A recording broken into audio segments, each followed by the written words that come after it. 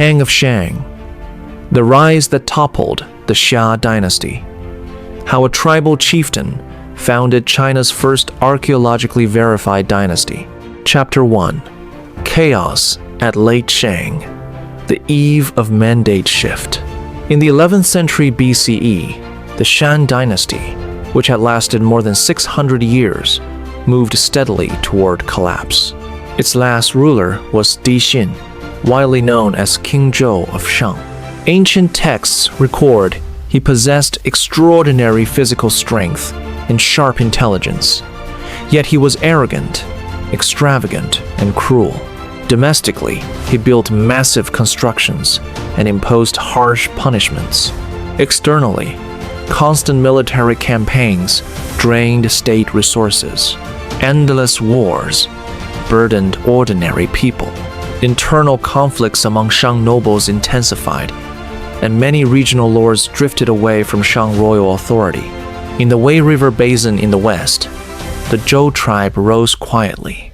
King Wu of Zhou was the pivotal figure who accomplished the conquest of Shang. Most people know about the Battle of Muye and how King Wu toppled Shang in one great battle. Yet few consider this question. Zhou was merely a Western tribal state. How could it defeat the powerful Shang Dynasty? Was the so-called mandate of heaven genuine divine will or political propaganda? After defeating Shang, what tough governing challenges awaited King Wu? In this video, we review King Wu's short yet turbulent life. Combining ancient texts and Western Zhou bronze vessel archaeology, we uncover the real power struggles behind the Shang Zhou dynastic transition. The fall of a dynasty is never caused solely by one tyrant's personal faults. Chapter 2. Accumulation of Zhou tribe, foundation laid by King Wen of Zhou.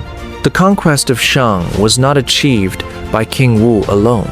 The rise of Zhou began with his father, King Wen of Zhou, Ji Chang.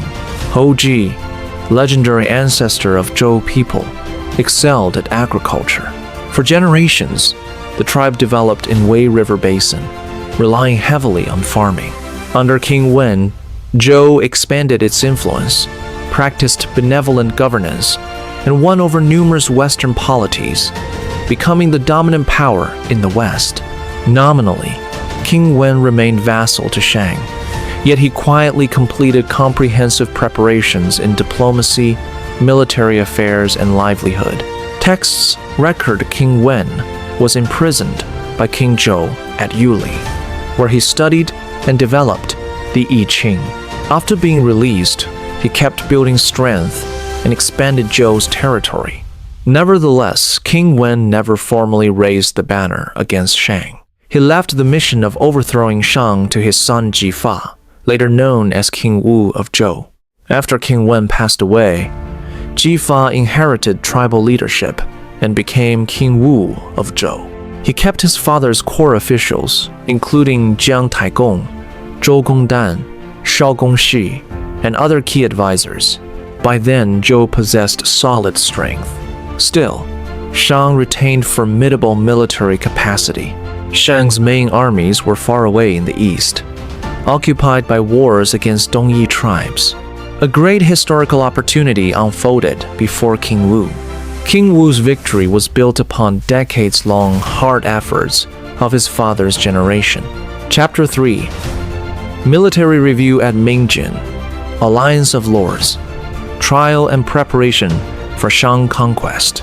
After ascending leadership, King Wu did not launch an immediate, decisive war. He understood Shang still had deep-rooted power, and reckless attack would bring huge risk. He organized a large-scale military drill to test attitudes of regional lords and examine Zhou army's combat capability. This is the famous military review at Mengjin. King Wu led troops eastward and reached Mengjin ferry crossing of Yellow River. Numerous regional lords came upon hearing the news. Legend says 800 lords assembled for this alliance. Many lords urged an immediate assault upon Zhaoge. Yet, King Wu calmly judged the timing was not ripe. He told everyone that heaven's mandate had not fully arrived and ordered the whole army to retreat back to Western lands.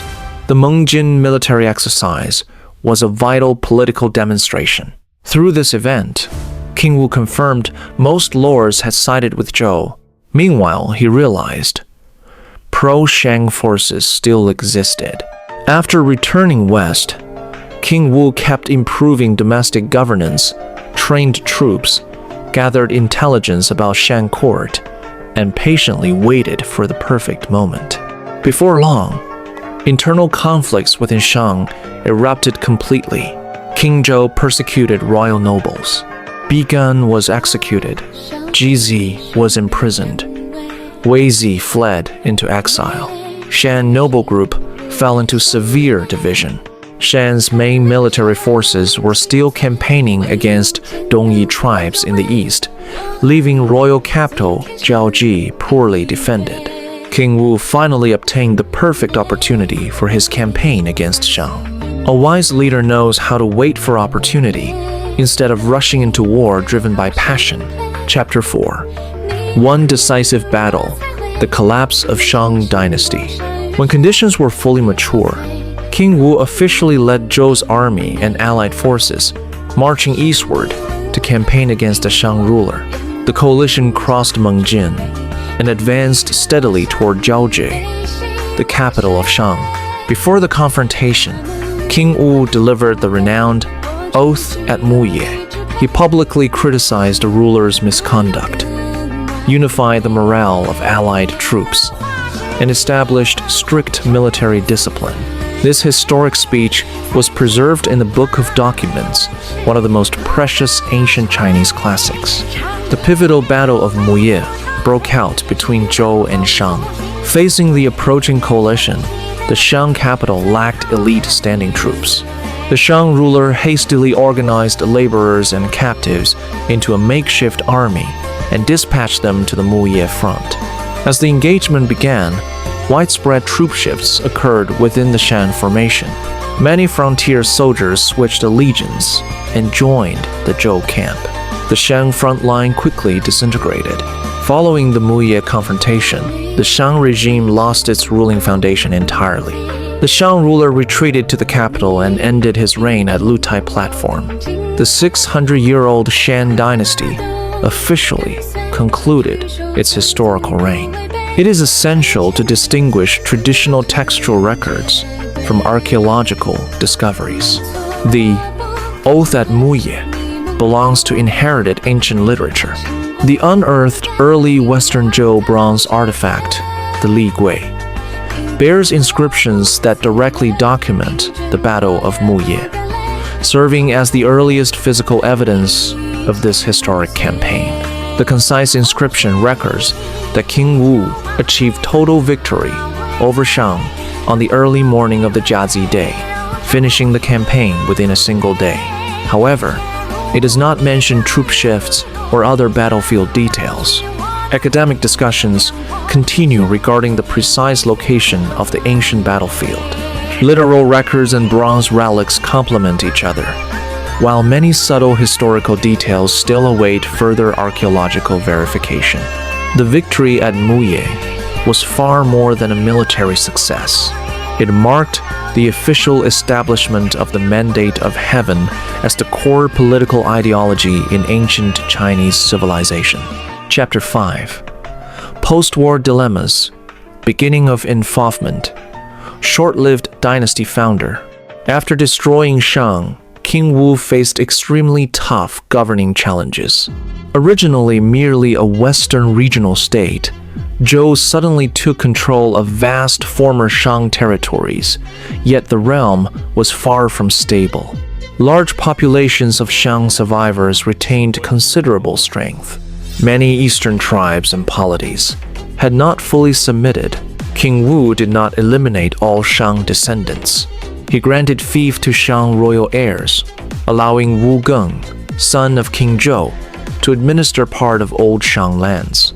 Meanwhile, he assigned 3 of his own brothers to establish nearby fiefdoms to supervise Wu Geng. later known as Three Supervisors. To stabilize vast territories, King Wu initiated early enfeoffment system. He enfeoffed royal clansmen and meritorious ministers across regions to build vassal states, protecting Zhou royal house. Thus, the enfeoffment system began, which profoundly shaped Western Zhou society for centuries. At the same time, King Wu freed prisoners, honored loyal Shang officials, and pacified people in former Shang territory. Despite completing the Great Conquest, King Wu lived in constant anxiety. According to Book of Documents, he often stayed awake all night, pondering how to secure Zhou's rule. Long-term overwork and war-related exhaustion ruined his health. Only several years after defeating Shang, King Wu passed away. The Grand Zhou Dynasty had just been founded.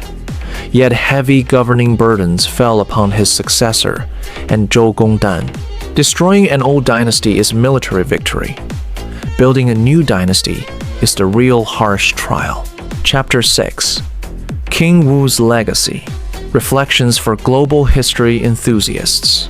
Looking through King Wu's life, he was not a mythical, perfect sage king. He inherited achievements from his forefathers, seized historical opportunity, and completed dynastic change through Battle of Muye. Yet he clearly understood military victory could not guarantee national stability. Instead of massacring Shang survivors, he adopted combined strategies of enfeoffment and surveillance to ease conflicts between old and new powers. The theory of mandate of heaven took clearer shape in King Wu's era. A ruler's virtue decides whether he holds heaven-endowed authority. Loss of virtue means loss of mandate. This logic deeply shaped Chinese dynastic turnover for 3,000 years. We also need to view historical records objectively. Many later texts idealized King Wu and portrayed him as flawless sage ruler. The excavated Ligui bronze vessel confirms the Battle of Muye truly took place, yet many details still await further archaeological discoveries. King Wu died young. Large-scale improvement of enfeoffment system and ritual music institutions were mostly accomplished during Zhou Gong's regency, not entirely achieved by King Wu himself. Many global history enthusiasts wonder, what real changes came with Shang Zhou transition? Compared with Shang's heavy theocratic sacrificial culture, Zhou laid greater emphasis on human ethics, rituals, and clan patriarchal order. Chinese civilization stepped into a brand new developmental phase, and King Wu was the key figure opening this era. War can shatter the old age. Institutions and rituals build the order for a new era. Chapter 7. King Wu died at an early age, and young King Cheng ascended the throne. The rebellion of three supervisors broke out, putting Zhou Dynasty in great crisis. How did Zhou Gongdan turn the tide and lay the foundation for centuries-long Western Zhou rule? In our next video, we walk through the life of Zhou Gong. Feel free to share your evaluation of King Wu's great historical conquest in comments.